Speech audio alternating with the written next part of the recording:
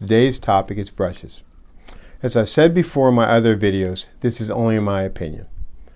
A brush is an extension from your subject to your mind to your hand and then through the brush to the paper.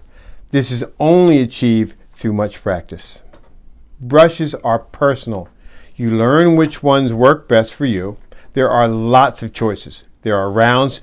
Rounds are my favorite. There are flats.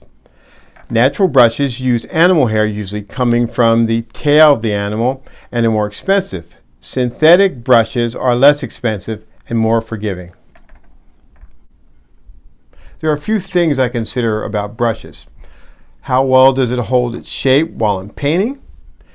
Can I go from a thin line to a broad wash in one stroke? How much water can it hold?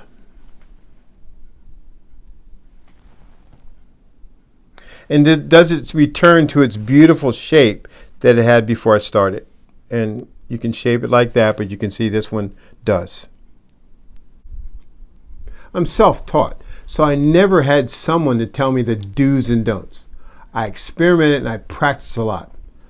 Plus, when I started, I had a meager budget. I learned I can paint most anything, most any size, from my favorite number 12 Ultra Round. I like a full belly or a full furrow in my brush to hold lots of water and paint, but taper to a nice point so I can do lots of things with it. I tend to be, well, my wife says sloppy, but I say less finicky. So I don't want expensive brushes that I have to worry about. Sometimes I leave them stuck in the water overnight. First, a few words about standardization in brush sizes. A number 12 in one brand is going to be different than a number 12 in another brand. So here's how I pick my brushes. I figure out how long I want the brush, the actual brush, and how fat I want the furrow in order to hold as much wood as I want, and then whether the tip holds a nice sharp point in order for me to get the effects that I want. Now I have a lot of Lowell Cornell 7020 series brushes. It's a synthetic brush that performs like a natural brush for under $10, so you can get a good brush you can afford to replace. I believe they have merged with King Art. My wife, a few days ago, ordered me a Gold Max rounds by King Art in the 9020 series. So it's really exciting for me to open up my new brushes. So I'm going to open them up right now.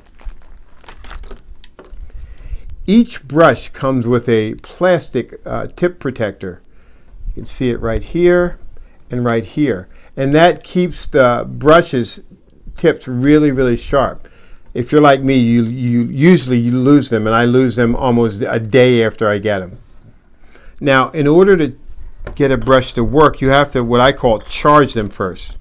You put them in the water, not squeezing very hard, but just getting water into the brush to get it started, and then work the brush through and get a natural feel with it. As soon as it gets its natural feel and it gets soft, then you can start painting. I think it takes like some of the sizing out of the brush. So I'm going to dip into my red with this beautiful, beautiful 9020 series, and I'm going to slide it across, and I'll hold it up, going from a really, really sharp point to a broad wash as we discussed before. And here's what we get. It's a gorgeous brush. Most artists have a large selection of brushes, but you don't really need this many. You just need practice.